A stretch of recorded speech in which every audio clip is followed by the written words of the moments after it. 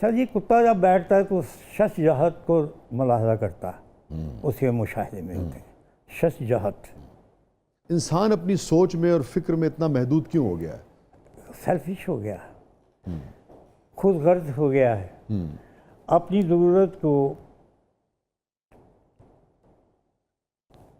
दूसरे की ज़रूरत पर तरजीह दे देता है।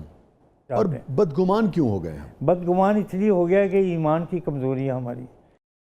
यार ये बुजुर्ग जो बुढ़े बंदे होंगे ना इंजी भैड़े लगते हैं, इस पास भैड़े लगते हैं, गल्लां भैड़ियां भैड़ियां करते हैं। अब देखिए मैं आपके लिबास को नहीं देख रहा शाह साहब, मैं तो आपके एहतराम में आज ख़ास तौर पे पहन के आया हूँ, आपकी तकलीद में। मैं सदके रंग यही है, अज़ल का भी रंग यही है, अबद का रंग भी यही है, हकीकत का रंग भी यही है, और ये वो रंग है जो मुनाफिक रंग नहीं है। वाह वाह वाह। क्या जी?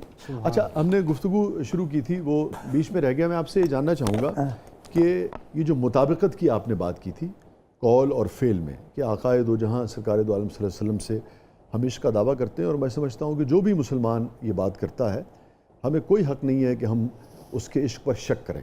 हम सिर्फ इस ख्वाहिश की इजहार करते हैं और तमन्ना करते हैं, जो आपने जैसे फरमाया कि हम सब जो आशिक़ रसूल हैं आक़ाए दो जहाँ सरकार दो आलम सल्लल्लाहु अलैहि वसल्लम से इश्क करते हैं, फिर हम आपकी सीरत पे अमल करने की कोशिश भी करें।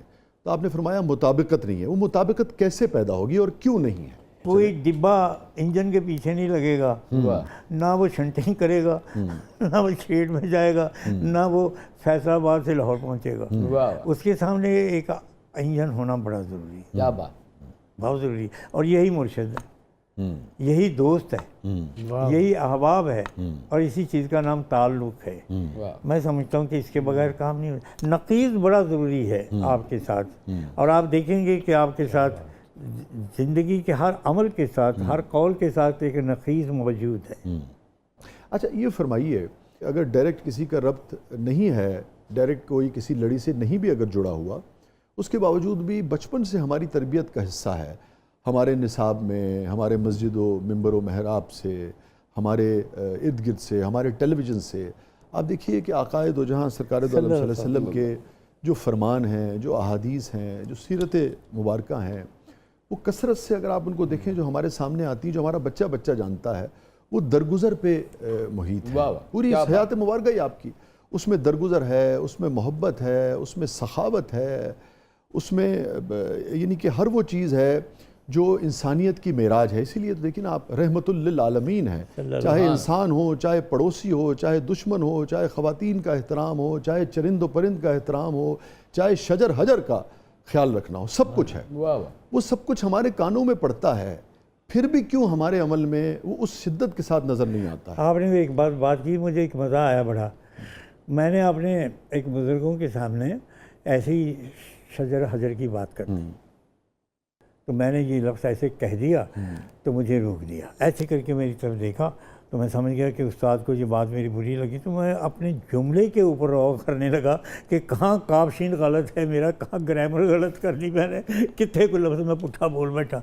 मुझे कहते हैं तीसरे लफ्ज़ के बगैर ये काम नहीं करते, तीसरी चीज़ एक बड़ी ज़रूरी होती है। मैंने कहा क्या? कहते हैं शजर हजर के साथ बशर का भी नाम लो। जी जी जी, आप दुरुस्त फरमाया। हरफ भी एक इसने, काफिया रदीफ भी एक, जी जी, इमला भी एक, जी जी जी, शजर हशर बशर, दुरुस्त।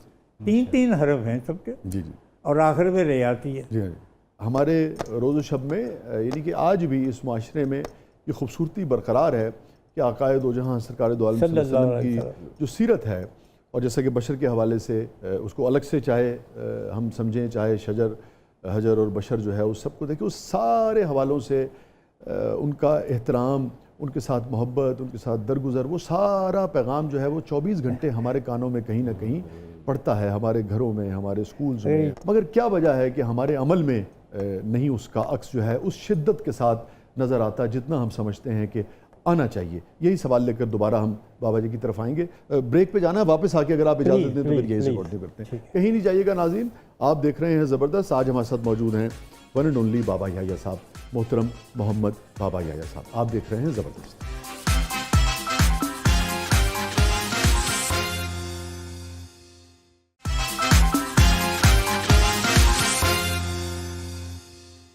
ویلکم بیک ناظرین، پروگرام میں ایک مرتبہ پھر حاضر خدمت ہیں۔ اچھا بابا جی، کچھ آبجیکٹس ہیں، کچھ رویے ہیں، کچھ جذبے ہیں، ہم چاہیں گے کہ ان کے اوپر آپ کی رائے جو ہے وہ ذرا ہم جان سکیں۔ بسم اللہ۔ عشق عشق پاگل پن ہے، انتہا ہے، اور انتہا جو ہے وہ نہیں ہونی چاہیے۔ انسان کو بیلنس میں رہنا چاہیے۔ آپ سمجھتے ہیں عشق نہیں ہونا چاہیے؟ عشق مست ہونا چاہیے، مگر ہر ایک کے بس کی بات نہیں ہے۔ میں اگر آپ کی بات سمجھتے ہوئے آپ سے یہ سوال کروں کہ عشق ہو جو کہ آپ سمجھتے ہیں پاگل پن ہے اور انتہا ہے، اس پاگل پن کو اور اس انتہا کو چھوتے ہوئے آدمی اپنے شعور کو اور اس انتہا میں بھی اپنے حواس کو کیسے برقرار رکھ سکتا ہے؟ عشق ایک غیر توازن جذبوں کا نام ہے، بے قابو جذبوں کا نام ہے کہ جن کو انسان قابو نہیں کر سکتا۔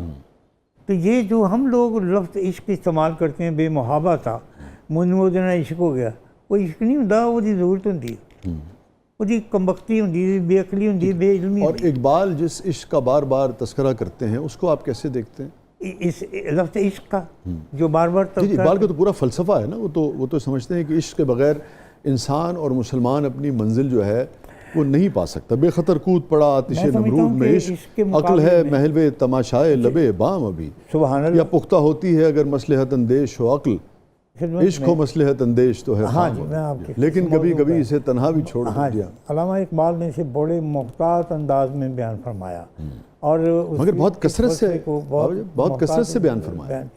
دراصل جسے ہم عشق کہتے ہیں وہ ہماری محویت کی انتہا ہے، اور محویت کی جب انتہا ہو تو انسان کے اوپر والا پورشن بہت کم کام کرتا ہے، کیونکہ خون چڑھ جاتا ہے اور وہ توازن نہیں رکھ پاتا۔ تو میں نے آپ سے یہی سوال کیا تھا کہ یہ کیسے ممکن ہے کہ عشق بھی ہو اور توازن بھی ہو؟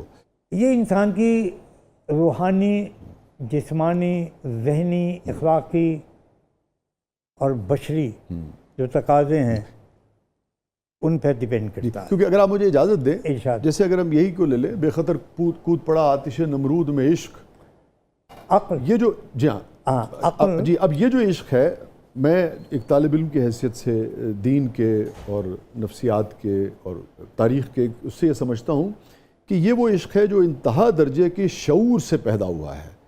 یہ وہ عشق ہے جس نے اس پہچان کو جنم دیا ہے کہ اس خالق کائنات کے علاوہ کوئی دنیا میں نہیں ہے، اور جب یہ خالق کہہ رہا ہے تو میرے اس پہچان کے بعد جو عشق پیدا ہوا ہے، وہ عشق مجھ سے تقاضا کرتا ہے کہ اگر حکم آیا ہے اور اس میں کود جائے گا کوئی تو یہ آگ جو ہے وہ گلزار بن جائے گی۔ تو عشق اپنی انتہاؤں کو ہے مگر شعور کے ساتھ ہے، جس کا نتیجہ جو ہے وہ کتنا عظیم الشان پیدا ہوتا ہے۔ عشق کے ساتھ شعور نہیں ہو سکتا۔ میں آپ کی خدمت میں عرض کروں آپ سے، اب دیکھیں یہی شعر جو آپ نے ابھی فرمایا، بے خطر کود پڑا آتش نمرود میں، کود پڑا عاشق نمرود میں عشق، عقل محو تماشا ہے لب بام ابھی، عقل ہے محو تماشائے لب بام ابھی، عقل ہے محو تماشا۔